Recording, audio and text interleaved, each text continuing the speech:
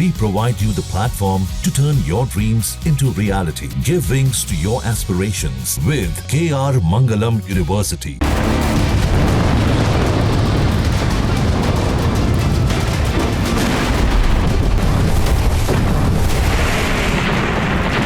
मध्य पूर्व के दो देशों में जारी जंग भीषण होती जा रही है।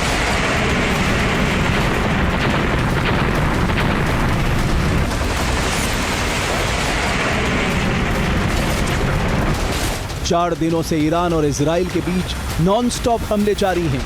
इजराइल का दावा है कि उसने ईरानी एटमी प्रोग्राम को बड़ा नुकसान पहुंचाया है। शिया मुल्क के एटम बम बनाने के सपने को मिट्टी में मिला दिया है।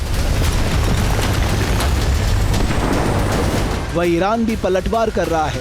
यहूदी देश के एटॉमिक सेंटर, ऑयल रिफाइनरी और पोर्ट को टारगेट करने का दावा कर रहा है। नॉनस्टॉप बमबारी, न्यूक्लियर युद्ध की तैयारी, ईरान वर्सेस इजराइल, एटमी युद्ध का रिहर्सल।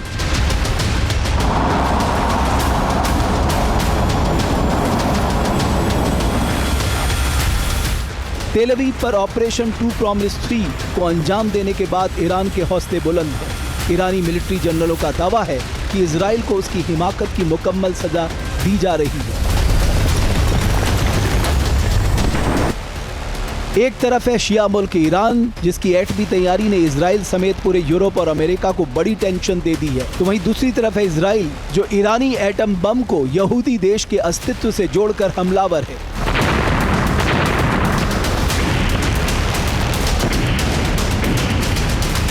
लेकिन अरब वर्ल्ड में धधक रहे इस घात प्रतिघात ने न्यूक्लियर वॉर का खतरा दुनिया में बढ़ा दिया है। 13 जून को इजराइल ने ईरान पर हमला बोला तो पलटवार करते हुए ईरान ने भी सैकड़ों मिसाइल इजराइल के ऊपर छोड़ दिया।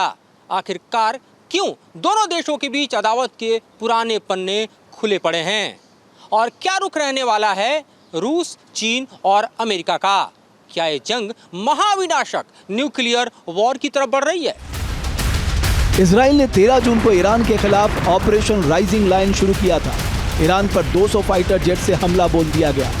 इजरायली ऑपरेशन में ईरान के 14 वैज्ञानिक, 20 से ज्यादा मिलिट्री कमांडर मारे जा चुके हैं।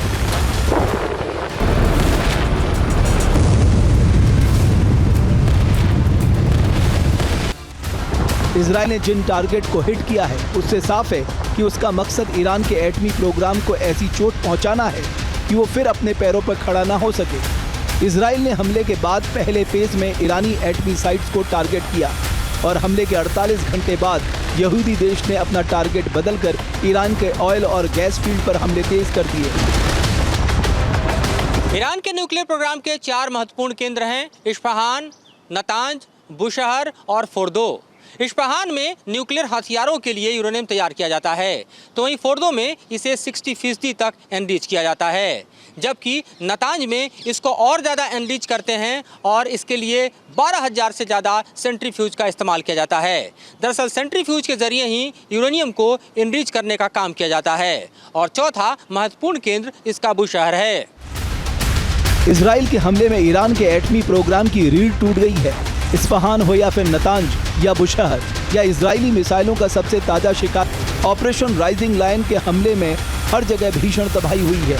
इसके अलावा तबरीज, करमनशाह, तेहरान और इराक में भी कई एटमी फैसिलिटी मौजूद हैं जहां नुकसान पहुंचा है। दावा किया जा रहा है कि इजरायली हमले के बाद कुम में 2.5 तीव्रता का भूकंप भी आया। कई मीडिया रिपोर्ट्स में एटमी रेडिएशन फैलने तक के दावे किए जा रहे हैं। तो क्या ईरानी साइलों में मौजूद ईरानी एटम बम या यूरेनियम का भंडार नष्ट हो गया है? क्या कुम में आया भूकंप ईरानी एटमी प्रोग्राम की बर्बादी का सबूत है? ईरान का आरोप है कि अमेरिका खुलकर इजराइल हमले का समर्थन कर रहा है। ईरान के एटम बम को इजराइल अपने वजूद पर संकट मानता है। इजराइल का दावा है कि अगर ईरान ने परमाणु बम बना लिया तो उस पर सीधा खतरा मंडरा जाएगा। यही वजह है कि इजराइल ने सीधे ईरानी एटमी प्रोग्राम को टारगेट किया है।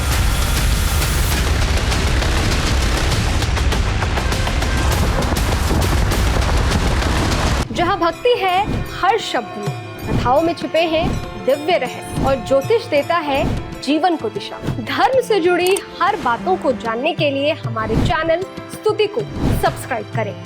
चैनल पर जाने के लिए इस लिंक पर क्लिक करें।